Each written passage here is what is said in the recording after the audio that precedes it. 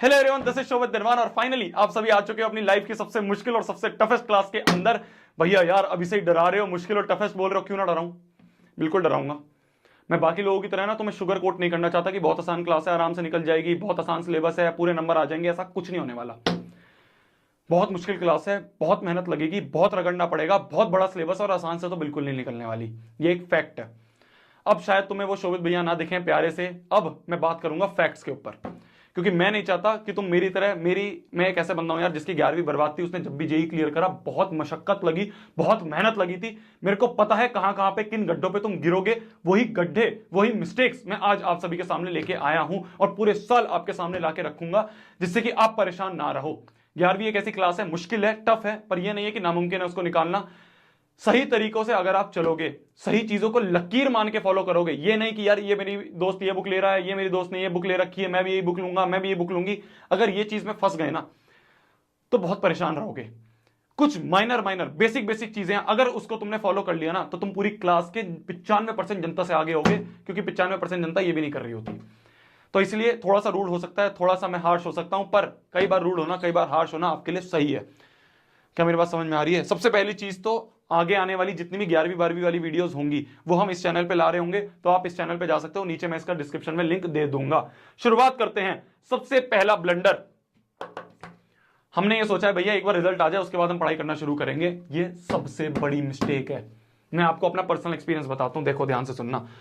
हमारी जो coaching classes थी ना, मैं कहीं पे भी किसी कोचिंग क्लास को प्रमोट नहीं करने वाला, मैं किसी के साथ नहीं जुड़ा हुआ हूं, मैं सिर्फ आपको फैक्ट्स रख रहा हूं जो मैंने खुद एक्सपीरियंस करे। तो ये मत सोचना मैं किसी कोचिंग को या कहीं पे प्रमोट कर रहा हूं, कुछ नहीं। मैं इंडिपेंडेंट बंदा हूं, मैं किसी के साथ नहीं जुड़ा हूं। अब बात करें हम, तो मेरी जो कोचिंग क्लास थी वो अप्रैल में शुरू हो गई थी।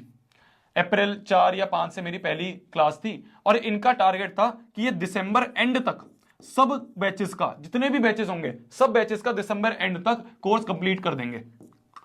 तो इन्होंने क्या करा कि भाई शुरू में 2 क्लासेस रखी, कई बार बीच बीच में 3 क्लासेस होती, पर 2-3 क्लासेस अपनी चलती रहती थी। इस तरह से अपना चलता था दिन में, ठीक है, दिसंबर तक। कुछ बच्चे ऐसे थे जिन्होंने सोचा कि यार एक बार रिजल्ट आने दो, उसके बाद जो बैच होगा उसमें एनरोल कर लेंगे, उसमें कंप्लीट कर लेंगे सिलेबस, थोड़ा 1-2 महीने रेस्ट कर लेते हैं। तो बच्चों ने सोचा भाई मई जून में अपने जाके रिजल्ट आएगा, उसमें जाके अपना ज्वाइन कर लेंगे। तो मेरे कुछ ऐसे बैचमेट थे, मेरे कुछ ऐसे हॉस्टल में दोस्त थे जिन्होंने मई जून में आके बैच में एनरोल करा। पर भैया टारगेट उनका भी दिसंबर एंड ही था। तो इनके लिए क्या करा इन्होंने कि इनका सिलेबस कंप्लीट करवाने के लिए इनको भगाना शुरू कर दिया। इनके दिन में 3 क्लासेस, 4 क्लासेस, 5 क्लासेस, सुबह क्लास है, शाम को भी क्लास है।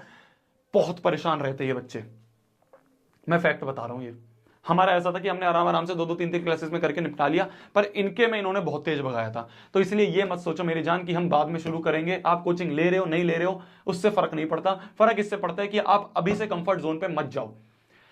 हम अभी से कंफर्ट जोन में चले गए ना, 3-4 महीने 5-6 महीना हम ऐसे निकाल देंगे, फिर उसके बाद हमें याद आएगा कि यार 11th भी शुरू करनी थी, फिर हम बहुत परेशानी में रहेंगे। तो इसलिए अभी से शुरू कर दो, आज इसी मोमेंट से शुरू कर देना है, ठीक है जी। अब आते हैं हम दूसरे ब्लंडर पे। दूसरा ब्लंडर है कि स्टार्टिंग की इनिशियल क्लासेस को स्किप करना, सीरियसली ना लेना। हमारी क्या दिक्कत होती है ना कि 10वीं में हम जाते हैं, तो मान लो हमारा कोई एक चैप्टर छूट गया, तो हम क्या करते हैं, यूट्यूब से देख लिया, वन शॉट देख लिया कहीं पे, इस तरह से करके 1-1.5 घंटे में चैप्टर हो गया, एनसीईआरटी पढ़ ली, हो गया। 11वीं क्लास के पहले महीने में आप इतने सवाल कर लोगे जितने आपने पहली से 10वीं में मिला के नहीं करे होंगे। समझ में आ रही है बात? पहली से 10वीं में आपने जितने टोटल सवाल करे होंगे ना, उससे ज्यादा आप 11वीं के पहले महीने में कर लोगे। इससे आप अंदाजा लगा सकते हो कि 11वीं कितना बड़ा सिलेबस लेके बैठी है। 11वीं का एक एक चैप्टर आपके पूरे 10वीं के एक सिलेबस के बराबर है, ठीक है। अवेयर कर रहा हूं, डरा नहीं रहा हूं। क्या होता है कि मान लो हमने कोई एक क्लास छोड़ दी, मान लो चैप्टर नंबर 3 चल रहा है, चैप्टर नंबर 3 का लेक्चर 4, 5 और 6 हमने मिस कर दिया किसी कारणवश, हमें दोस्त के साथ जाना है, हमारी तबीयत खराब होगी, कुछ भी हो गया, हमने मान लो 3 लेक्चर बीच के मिस कर दिए और हम पहुंच गए 7वें लेक्चर में, तो हमें 7वें लेक्चर का कुछ समझ में नहीं आने वाला। जब हमें कुछ समझ में नहीं आएगा मतलब कि चैप्टर 3 हमारा क्या बन गया, बैकलॉग बन गया। और ये बैकलॉग एक ऐसी चीज है जो कि 11वीं के आप किसी भी सीनियर से जाके पूछ लेना, उसका सबसे बड़ी पीछे होने की जड़ बैकलॉग है। तो इसलिए ना अभी से ही सीरियस हो जाना शुरू कर दो। क्लास को रेगुलर जाना है, कोई भी क्लास मिस नहीं करनी है, चाहे आप ऑनलाइन ले रहे हो, ऑफलाइन ले रहे हो, स्कूल में पढ़ रहे हो, कहीं भी पढ़ रहे हो, मिस नहीं करना है। क्योंकि अगर आपने मिस कर दिया तो वो पूरा चैप्टर उड़ेगा और उसके बाद ना आपके पास इतना टाइम नहीं बचता कि आप उस चैप्टर को फिर से करो। जैसे साथ साथ में चल रहा है, जिस प्लेस में अपना सिलेबस चल रहा है उस प्लेस में साथ साथ में करने की हमें कोशिश करनी है। अगर ये चीज भी कर ली ना तो आप बहुत आगे होगे पूरी जनता से, ठीक है, बच्चे बहुत ऐसे मजे में रहते हैं कि यार आखिरी में एक हफ्ता होगा उसमें निकाल लेंगे। 10वीं में भी तो आखिरी के 10-15 दिन पढ़ लिए थे हमने, ऐसे ही हाफ ईयरली के टाइम पे 10-15 दिन पढ़ के चले जाएंगे, एक हफ्ता पढ़ के चले जाएंगे, फेल हो जाते हैं बच्चे हाफ ईयरली में। फैक्ट है ये, अपने सीनियर से पूछ लेना, क्योंकि बहुत वास्ट सिलेबस है, नहीं हो पाता, कहीं से भी कुछ भी घूम के सवाल आ सकता है, आपको कॉन्सेप्ट फोकस करना है। ठीक है जी, कोई भी क्लास आपकी हो रही है, ये एक वीडियो बनाई थी यार मैंने आपके लिए, पिछले साल वाले बच्चों के लिए, कि यार how to start class 11th। ये मैं वापस से रिपीट नहीं करना चाहता चीजों को, इसलिए आप ये वाली वीडियो वापस जाके एक बार प्लीज देख लेना। मेरे को व्यूज से कोई फर्क नहीं पड़ता है, आप सही रहो, ये मेरा मोटिव है। तो ये वीडियो का लिंक मैं नीचे दे दूंगा, बहुत इंपॉर्टेंट वीडियो है, बहुत ज्यादा इंपॉर्टेंट, ये देख लेना यार। ठीक है, इसमें मैंने सारी चीजें बोल रखी है, क्या क्या टाइम टेबल आपको फॉलो करना है, कैसे रिवीजन करना है, कैसे नोट्स बनाने, सब चीज।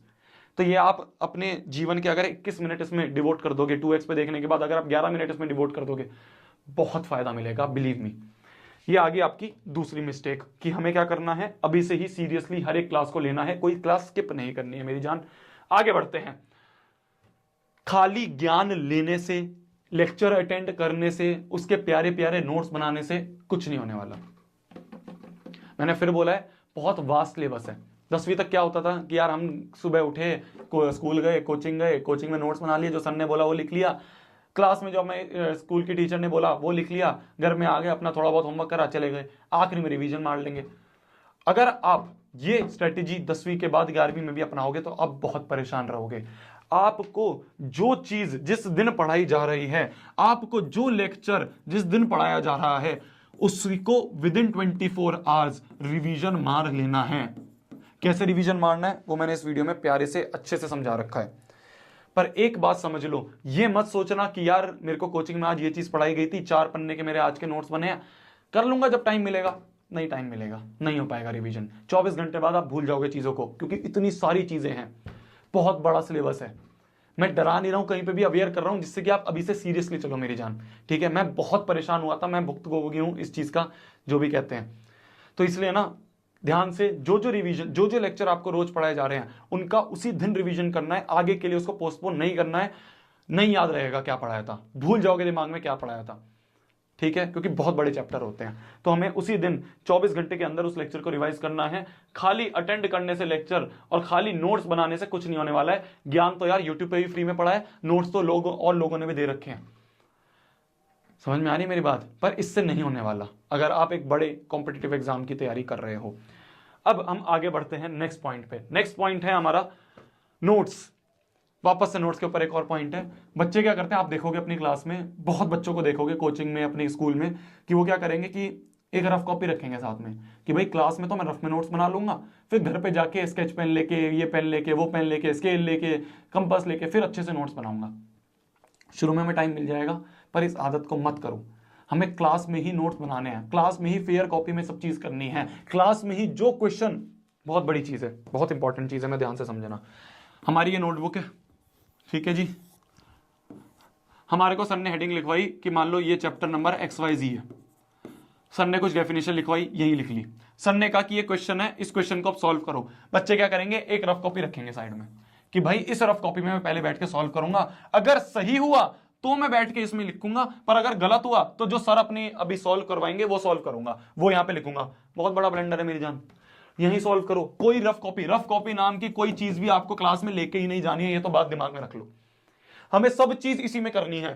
थोड़ा सा ना खुला खुला लिखना बस, कि भाई मान लो हम घर पे गए, हमने रिवीजन करना शुरू करा, हमें कोई और कॉन्सेप्ट ध्यान आया, हमें कुछ हिंदी में और चीज लिखनी है, हमें अपनी जो भी हमारी नॉर्मल लैंग्वेज होती है उस लैंग्वेज में हमें लिखना है चीजों को।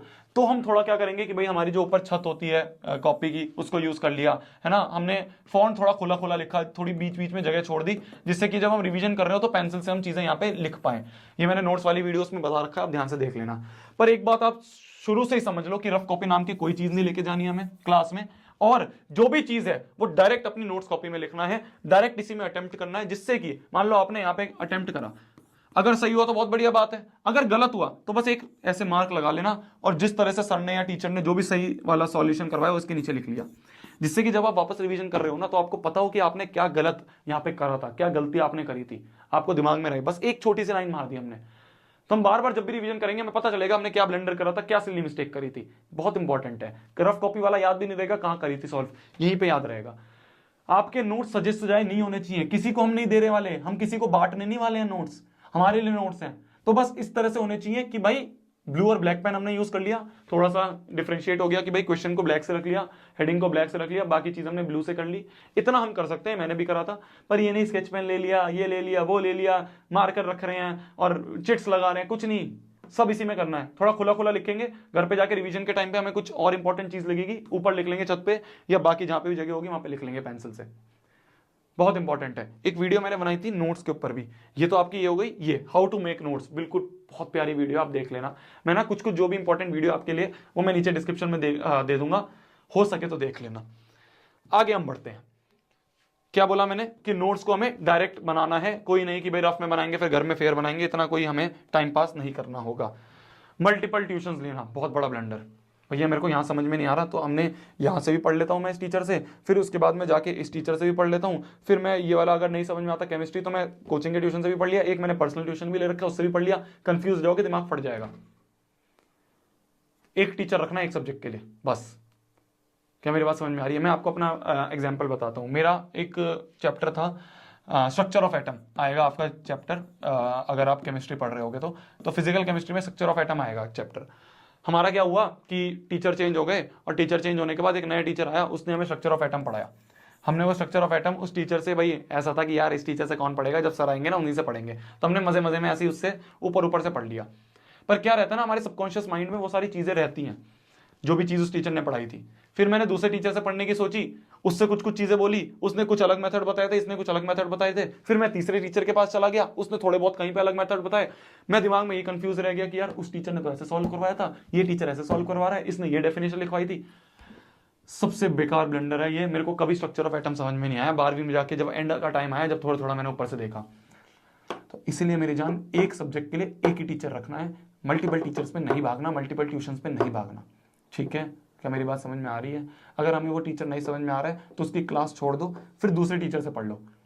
ये नहीं कि एक ही सब्जेक्ट को दो दो टीचर से रेगुलरली पढ़ रहे हैं, कंफ्यूज हो जाओगे आप, अपने आप ही चीजों को कॉन्ट्राडिक्ट करना शुरू कर दोगे। फील समझ में आ गई होगी। अगले पॉइंट पे आते हैं, टेस्ट और डीपीपी को स्किप करना। जब आप किसी चीज को पढ़ लेते हो, 11वीं में मैंने क्या बोला कि आपका बहुत ज्यादा सिलेबस है, तो आपने, ये मैंने बहुत बार ग्राफ बता रखा है आपको, ठीक है, मान लो कि आपने एक चीज को पढ़ा पहले दिन, तो वह आपकी मेमोरी में 100% बैठी है, या आपने पहले दिन उसको पढ़ा। अब आप दूसरे दिन पे गए तो वो मेमोरी से थोड़ी थोड़ी नीचे जानी शुरू होगी। फिर तीसरे दिन गए तो वो मान लो यहाँ पे 70% हुई, तो वो मान लो 50% हो जाएगी तीसरे दिन पे। फिर धीरे धीरे क्या होगा, वो ग्राफ नीचे चला जाएगा, आप धीरे धीरे चीजों को भूलना शुरू कर देते हो। तो इसके लिए हम क्या करते हैं, रिविजन करते हैं। पर रिविजन करने का टाइम नहीं मिलता है मेरी जान। शुरुआत में तो मिल जाएगा 11वीं के 1-2 महीने तो बहुत सही चलेगी, बाद में हमें टाइम नहीं मिलेगा रिविजन करने का। तो रिवीजन कैसे करें भैया? रिवीजन करने का सबसे बढ़िया तरीका है कि आप क्या करो, जो भी आपको रेगुलर डीपीपीज और रेगुलर टेस्ट हो रहे हैं उसको बस स्किप मत करो मेरी जान। डीपीपीज का मतलब क्या होता है? डीपीपीज का मतलब होता है रेगुलर वर्कशीट्स। ठीक है, इसमें क्या होगा कि आपको रेगुलर बेसिस पे, कोचिंग वाले ऑनलाइन कोचिंग ऑफलाइन सब देते हैं, तो डीपीपीज दे रहे होंगे वो। इससे क्या होगा कि आपका ना पिछले जो चैप्टर्स हैं उसके क्वेश्चंस इसमें मिले होंगे, रोज दे देंगे आपको। भाई होमवर्क तो दे ही रखा है, जो भी आज पढ़ाया उसका होमवर्क दे दिया, और एक वर्कशीट दे दी। इस वर्कशीट में पिछले चैप्टर्स जो हैं आपके, उसके क्वेश्चंस होंगे। तो जब आप बैठ के इस वर्कशीट को कर रहे होगे ना, तो आपको पिछले चैप्टर के क्वेश्चंस दिखेंगे। मान लो आपसे सॉल्व हो गए तो बहुत बढ़िया, भी आपको रिवाइज्ड है चीजें, पर आपसे सॉल्व नहीं हो रहे, तो आप क्या करो कि वापस उस वाले सब्जेक्ट पे जाओ, वापस उस वाले टॉपिक पे जाओ, उसको रिवीजन मारो, फिर उसके बाद इस क्वेश्चन को रिवाइज करो। तो आप इनडायरेक्टली चीजों को रिवाइज मार रहे हो। आप ऐसे डेडिकेटेडली नहीं बैठ रहे कि आज मैं बैठूंगा और ये वाला चैप्टर रिवाइज करूंगा, ऐसा नहीं होने वाला। बिल्कुल टाइम नहीं मिलता है, बिलीव मी। मैं इसको बिल्कुल सीरियसली नहीं लेता था, 12th में मैंने इसको सीरियसली लेना शुरू करा और मेरे को बहुत फायदा मिला। मेरे को ऐसे बैठ के रिवीजन करने का टाइम नहीं ढूंढना पड़ रहा था कि भाई संडे को बैठ के सारा रिवाइज करूंगा, ऐसा नहीं। रेगुलर डीपीपी कर रहा हूं, जो चीज नहीं समझ में आ रही सिर्फ उसको रिवाइज कर रहा हूं। ठीक है, बहुत बड़ा स्मार्ट वर्क वाला तरीका है ये, बहुत कम बच्चे करते हैं। आप करोगे तो आप बहुत भीड़ से आगे रहोगे। टेस्ट सेम चीज, भैया आप रेगुलर टेस्ट दे रहे हो, आपने टेस्ट दिया, हम ये सोचते हैं भैया यार टेस्ट की तैयारी नहीं है, कोई बात नहीं, जाके दो, जितना आपको याद आ रहा है उतना आपने टेस्ट में दिया। फिर घर पे आके जब आप एनालाइज करोगे चीजों को, जब आप एनालिसिस करोगे, तब आपको पता चलेगा कौन कौन सी चीजें थी जो मैं भूल रहा हूं, उनका रिवीजन मार के वापस उसको अटेम्प्ट कर लो एक बार। तो इसका ये नहीं है कि भाई मेरी तो भैया रिवीजन ही नहीं हुई अभी तक, टेस्ट के लिए मैं प्रिपेयर्ड ही नहीं हूं, क्या मैं करूं ना जाऊं? बिल्कुल जाओ, प्रिपेयर्ड हो ना हो, एक भी टेस्ट, एक भी डीपीपी स्किप नहीं करनी है, कुछ भी हो जाए। लकीर मान लो, ये बहुत बड़ा रामबाण है ये दोनों चीजें। अगर ये तुमने स्किप कर दी ना बहुत परेशान रहोगे, ठीक है। तो ये दोनों चीजें मैंने आपको बता दी। नेक्स्ट पॉइंट, कोई रेफरेंस बुक नहीं लेनी है। जो भी आपको कोचिंग का मॉड्यूल मिल रहा है उन कोचिंग वालों ने सालों की मेहनत लगाई है। सारी रेफरेंस बुक जो भी आप सॉल्व करने की सोचोगे ना वो सारी उन्होंने पढ़ रखी है, उसी में से उठा के उन्होंने क्वेश्चंस अपनी बुक में डाले हैं, अपनी मॉड्यूल में डाले हैं। तो इसलिए वो जो आपको मेहनत करनी है ना 100 बुक्स देखने की, वो उन्होंने कर रखी है, उसके पैसे आपने दे रखे हैं उसको।